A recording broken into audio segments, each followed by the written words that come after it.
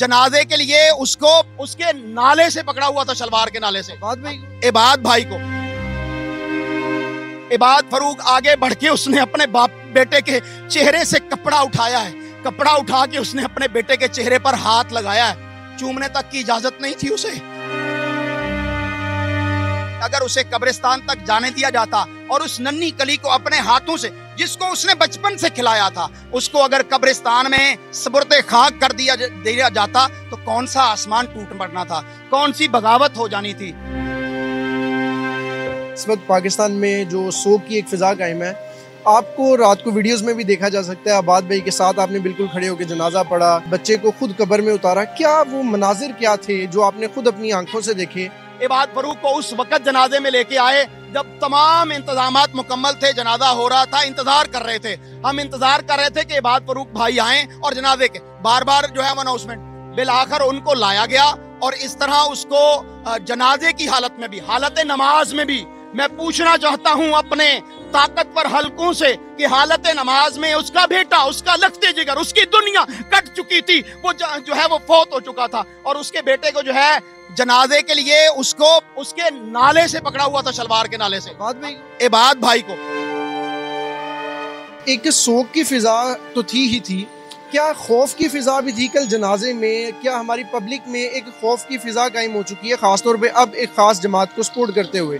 क्या कल जनाजे में भी ये खौफ की फिजा आपने देखी? एक मजलूम अम्मार शहीद, नन्ही कली, नन्ना फूल, उसके जनाजे पर खौफो हरास फैलाने के लिए हजारों की तादाद में वहां पर सिक्योरिटी इदारे, फोर्सेस, पुलिस और उनकी नफरी जो है वहां पर तैनात थी। वहां इस कदर खौफ था कि शायद ये सबको जो जनाजे में जाएंगे उचक ले जाएंगे। ठीक है, इस खौफ के बावजूद इतना बड़ा जनाजा लाहौर में हुआ है। कम अज कम 50,000 से जायद लोगों का मजमा था जो उस ग्राउंड के अंदर था। बारिश और मौसम के खराबी के बावजूद वहां पर जब जनाजा हुआ, मैं इंतहाई दुख से कह रहा हूँ, अम्मार शहीद के वालिद को, इबाद फरूक को तो उचका ही हुआ था।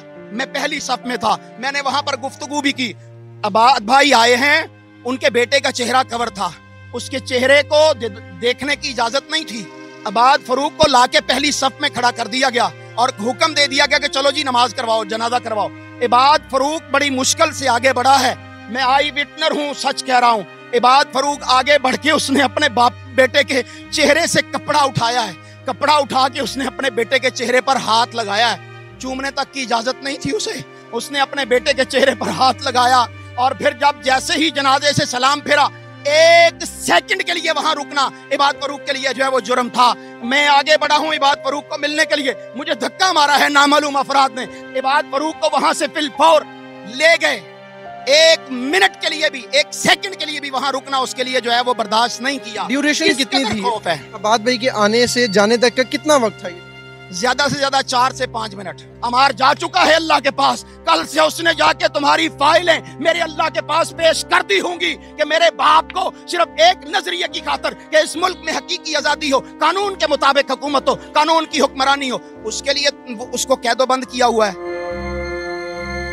आज इमरान रियाज को कितना अरसा हो गया, उसका नामो निशान जो है, उसकी आवाज तक बाहर नहीं निकाल रहे। इमरान खान को तमाम जज जो है वो बीमार होते जा रहे हैं, फैसला सुनने के लिए तैयार नहीं है। क्या ये तुम्हारा कानून है? अदलिया का जनाजा उस वक्त निकल चुका था जब इबाद फरूक के बेटे अम्मार का जनाजा घर आया था। उस वक्त जो है वो अदलिया का जनाजा निकल गया था। ये चीफ जस्टिस पाकिस्तान की गर्दन पर भी, तमाम जजेस की गर्दन पर भी अम्मार का खून रहेगा और ये इनको सोने नहीं देगा। इनके बच्चे इनसे पूछेंगे, इंशाअल्लाह वो वक्त आएगा कि अम्मार का जुर्म क्या था। अल्लाह ने कुरान में कहा था बिअय्यि ज़ंबिन कुतिलत, बिअय्यि ज़ंबिन कुतिलत, इसको किस जुर्म की सजा में कत्ल किया गया। मैं पूछता हूँ पाकिस्तान के मुक्तदर हलकों से, इस निगरान हुकूमत से, अम्मार को किस जुर्म में मारा गया। रात को जब आप यही सब बातें बोल रहे थे तो आपको कान में एक शख्स ने रोक दिया कुछ कह के, वो शख्स कौन था? क्योंकि सोशल मीडिया पर यह कहा जा रहा है कि नामालूम अफराद की जानिब से आपको रोका गया और उसके बाद वाकईतन आपने वो वाइंड अप कर दिया स्पीच को। वो क्या माजरा था? एक दफा नहीं, एक दफा तो कैमरे ने रिकॉर्ड किया। मुझे वहां गुफ्तगू के दौरान 5 दफा जो है वो मना किया गया कि आप गुफ्तगू ना करें, आप बात ना करें। वो नामालूम अफराद थे, हम नहीं जानते वो कौन थे। मैं इबाद फरूक के रिश्तेदारों से, उनके भाइयों से, उनके कजनों से मिला हूं, वो कहते हैं हम नहीं जानते ये कौन है। अहले इलाका मुझे जानते हैं, वो नहीं जानते कि कौन है। नामालूम अफराद थे और गुफ्तगू नहीं करने दे रहे थे। और वहां पर जब इबाद फरूक को लाया गया तो सबसे पहले पुलिस वाले और इदारों वाले चीख चीख कर मोबाइल बंद कर लो, मोबाइल बंद कर लो, कोई वीडियो ना बनाए, कोई वीडियो ना बना। भाई पाकिस्तान, और नारे ना लगाओ भाई, और तुमने कौम को सुदागर बना, यहाँ कर कमी बना लिया है, कौम को खरीद लिया है तुमने, ये सारे कमीन है। नहीं भाई, हम यहाँ पर आजाद इंसान हैं, जानवर नहीं है। ये भैंसों और भेड़ों की मंडी नहीं है पाकिस्तान, 25 करोड़ आवाम की ये मुल्क है। हमें बोलने का हक है। क्या तुम टीवी पे बोल सकते हो? हमें नहीं है हक कि हम बोलें अपनी आवाज को, माफी ज़मीर को, अपने जुल्म को बयान। अल्लाह कुरान मजीद में 6 पारा में फरमाता है, ला युहिब्बुल्लाहुल जहरा बिस्सूइ मिनल कौलि इल्ला मन ज़ुलिम व कान अल्लाहु समीअन अलीमा। अल्लाह कहते हैं जिस पर जुल्म हो उसको हक हासिल है, कुरान का अख्तियार है, उसको कुरान ने अख्तियार दिया है, उस पर हक हासिल है कि वो अपने जुल्म की आवाज को बुलंद करे और वो दुनिया को बताए कि मेरे साथ जुल्म हो रहा है। तुम जबर के साथ हमारे गले को घूंटना चाहते हो। अल्लाह की कसम, मैं लोगों से मिलता हूँ, लोग मुझे कहते हैं अलामा साहब हम तो मुल्क छोड़ के जा रहे हैं, हम तो मुल्क छोड़ के। जिसका बेचारे का कोई ना कोई हीला बसीला बनता ना, वो कहता मुल्क छोड़ के जाना है। बाकी रह जाएंगे ये मजदूर लोग या मेरे जैसे जो इस वतन से मोहब्बत करते हैं कि भूखे रह लेंगे, मुल्क नहीं छोड़ के जाएंगे। हम यहाँ पर रहकर अपनी आवाज बुलंद करते रहेंगे, हक मांगते रहेंगे। क्यों भाई पाकिस्तान छोड़ के जाना है? नहीं जाना, किसी ने नहीं जाना, यहीं पर रहना है। क्योंकि मेरे बाबा की कब्र यहाँ है, मेरी मामा की कब्र यहाँ है, मेरा दादा यहाँ दफन हुआ है, मेरी दादी, मेरा नाना, मेरी नानी, इस मुल्क के अंदर उनकी कब्रें हैं। मैं कहाँ छोड़ के जाऊंगा? तुम तो कोई बेल्जियम में जाके अपने जजीरे पे रह लेगा, कोई किसी और मुल्क में चला जाएगा, रिटायरमेंट बाद में होती है, पहले वहां पर बुकिंग हो जाती है। भाई मैं तो नहीं जाऊंगा, मुझे इसी मुल्क की मट्टी ने कबूल करना है क्योंकि मैं यहीं से पैदा हुआ हूँ। आज अम्मार फरूक जिसको हमने दफन किया, उसकी कब्र में उतारा, वो बच्चा, अल्लाह की कसम है मैं सारी रात सो नहीं सका। अलामा साहब आखिर में वो मंजर जानना चाहूँगा कि एक तो इबाद फरूक भाई जब आए तो क्या वो रो रहे थे या वो सदमे में थे, सकते में थे, और दूसरा उनके साथ कितनी सिक्योरिटी फोर्सेस की तादाद थी? एक अकेला इबाद फरूक था और उसके साथ दर्जनों की तादाद में वर्दी के अंदर और बगैर वर्दी के तो गिनने में से बाहर थे।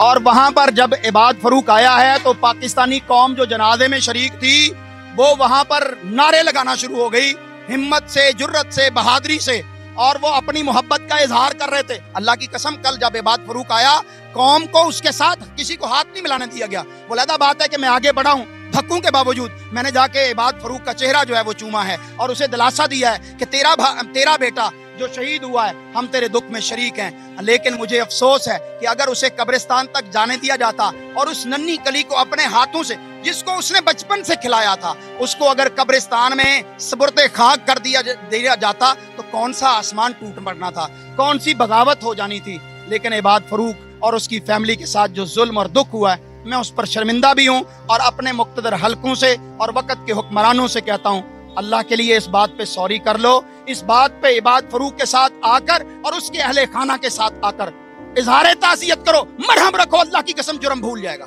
बहुत शुक्रिया अल्लामा साहब। नाज़रीन, अल्लामा साहब जो हकीकत इस वक्त हमारे मुल्क में मौजूद है वो बयान कर रहे थे। अपने पास से मेरा नहीं ख्याल कुछ भी इन्होंने कहा है, ये वही हकीकत है जो हम सब नज़र आ रही है हम सबको, लेकिन बोलने की जरूरत नहीं है। बोलने की जरूरत अल्लामा साहब ने की है। आप इनसे कितना इत्तेफाक करते हैं कमेंट सेक्शन में लाजमी बताइएगा। पाकिस्तान जिंदाबाद।